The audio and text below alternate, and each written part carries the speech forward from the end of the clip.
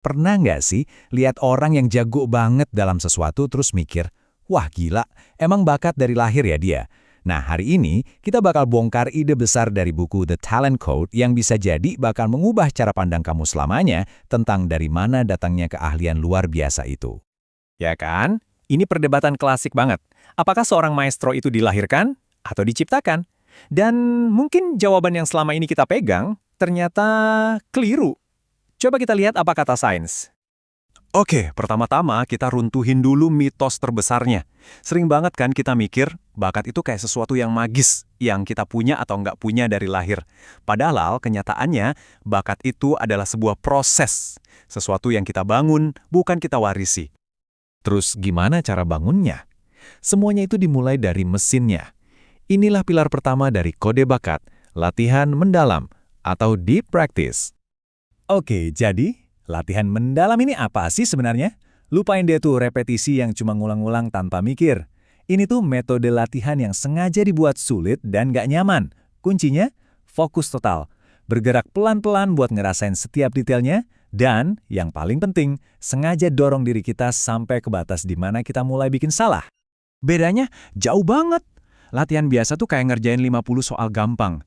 Kita emang ngerasa produktif, tapi sebenarnya nggak berkembang. Nah, latihan mendalam itu saat kita jungkir balik sama 5 soal yang susahnya minta ampun, gagal, terus kita analisis setiap kesalahan kita. Nah, disitulah pertumbuhannya terjadi. Jadi ini bukan soal seberapa banyak, tapi soal kualitas perjuangannya. Nah ini nih, perubahan mindset yang paling penting. Di dalam latihan mendalam, salah itu bukan berarti gagal. Salah itu adalah informasi.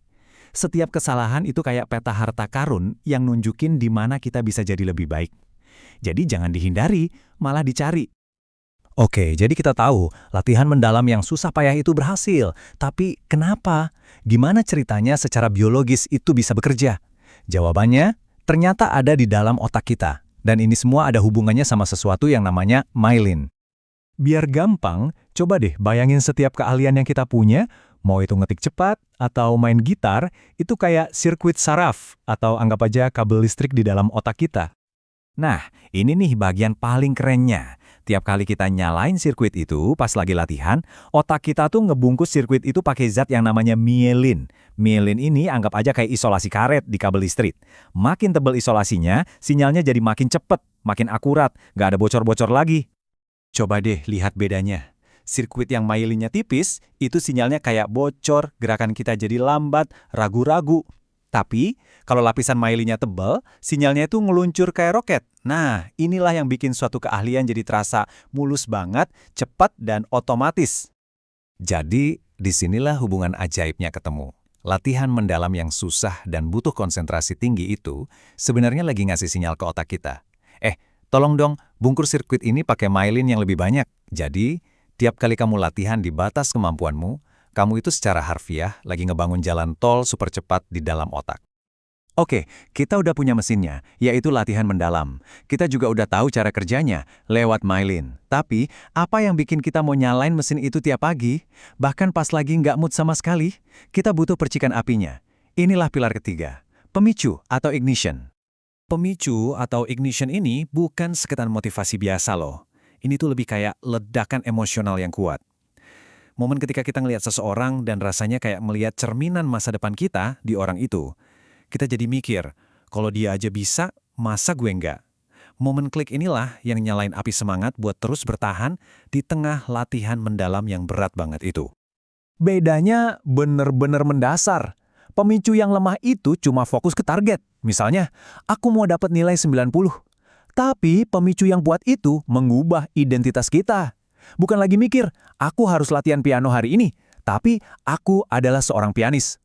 Saat keahlian itu udah jadi bagian dari diri kita, motivasi itu ngalir gitu aja secara alami. Oke, sekarang kita udah punya 3 kepingan puzzle-nya nih. Yuk kita satuin semuanya, biar kelihatan gambaran utuhnya. Jadi intinya, ngebangun bakat itu bukan sihir. Ini tuh kayak resep masakan, yang punya 3 bahan utama dan semuanya bisa kita kendalikan. Nah, ini dia formula utamanya. Pertama, pemicu yang kuat di hati kita, itu yang nyalain keinginan buat melakukan latihan mendalam. Terus, latihan itu secara fisik ngebangun myelin di otak yang bikin kita jadi makin jago. Siklus ini muter terus, dan dari situlah kehebatan tercipta. Jadi, setelah tahu semua ini, kita tuh bukan lagi sekedar penonton pasif dalam hidup kita sendiri. Pertanyaannya bukan lagi, aku punya bakat nggak ya? Tapi berubah jadi, keahlian apa yang mau gue bangun mulai hari ini? Karena sekarang, kita tahu, cetak birunya ada di tangan kita masing-masing.